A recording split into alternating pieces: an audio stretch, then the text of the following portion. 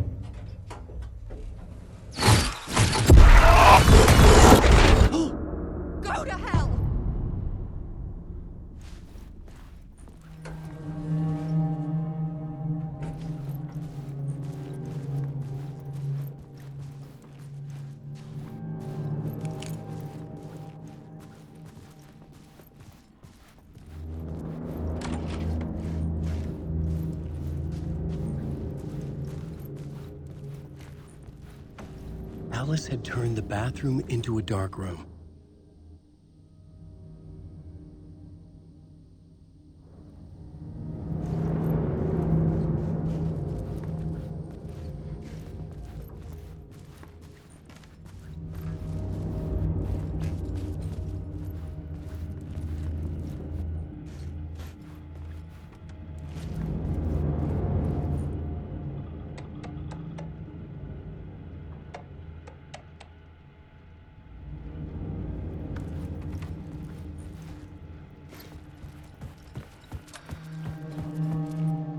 For months after Ellen died, I didn't leave the apartment.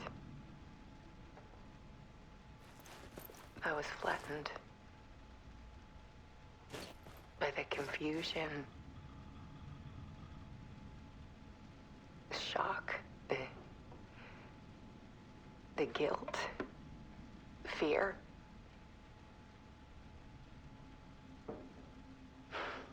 I could barely get out of bed.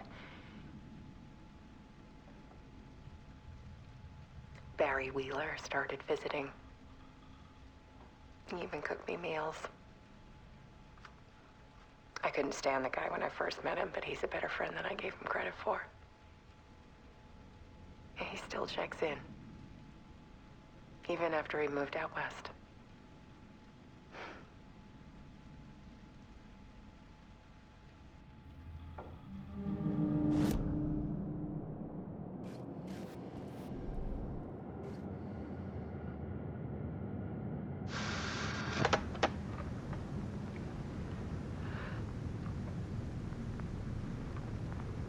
When I was younger, photography was everything to me.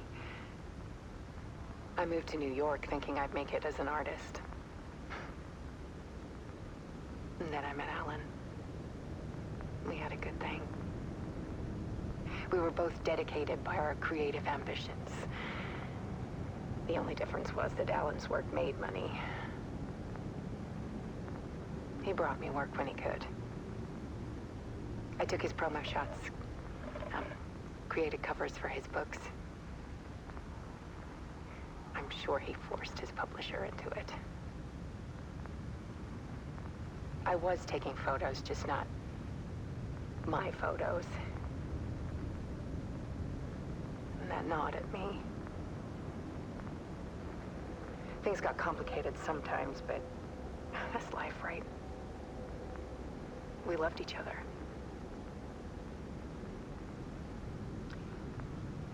Then Alan hit a block. I brought out a meaner side of him. One I didn't like. I set up a trip to see a doctor in Washington. I didn't tell him until we got there. We argued. Things went wrong. And he was just gone. Drowned, allegedly. It's easy for people to think it was my fault. Hell, I do, too, sometimes.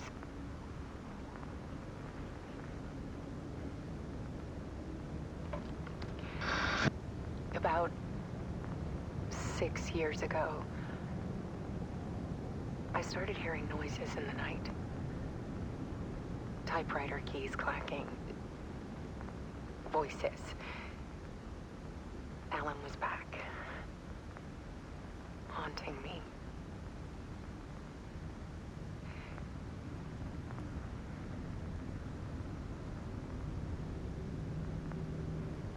Then it got violent. It was Alan. And yet, it was a monster.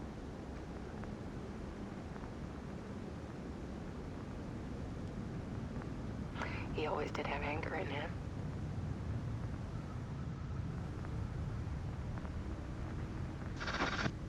I set up cameras around the apartment with motion sensors and flashes. Now, when the monster comes, I turn it into art. My nightmares caught on film.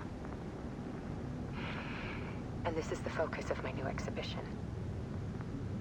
To show people the world is so much darker than they ever knew.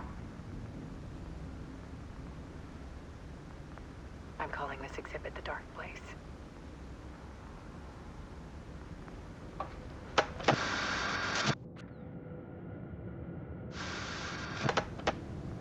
For months after Ellen died,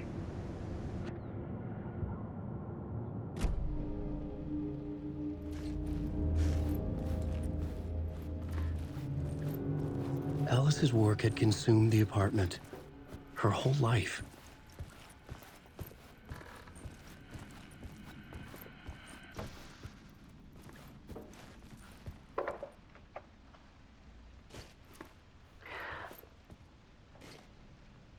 one morning I saw a deer soar past my bedroom window. It was a balloon of some cartoon animal. And I looked out at the street below, and I saw a little girl crying. Like losing that balloon had just ended her whole world. It was the perfect image of the horror of caring. And that's when I got myself out of bed. And I picked up my camera.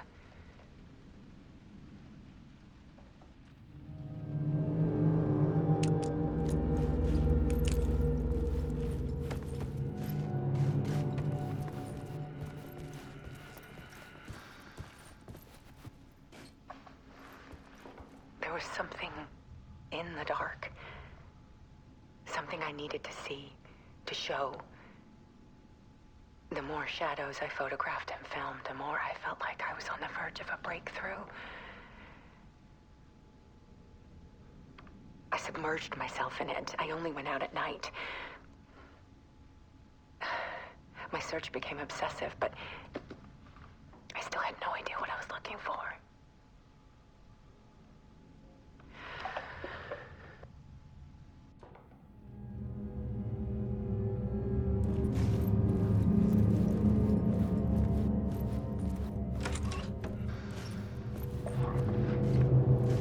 There's a world hidden behind ours. A dark tide ebbing and flowing against reality. Faces in the shadows. Fear of the dark is really just fear of what could be, that vast, paralyzing ocean. But photography can freeze reality in a snapshot, put a cage around the infinite and capture it. I need to prove those faces are really there.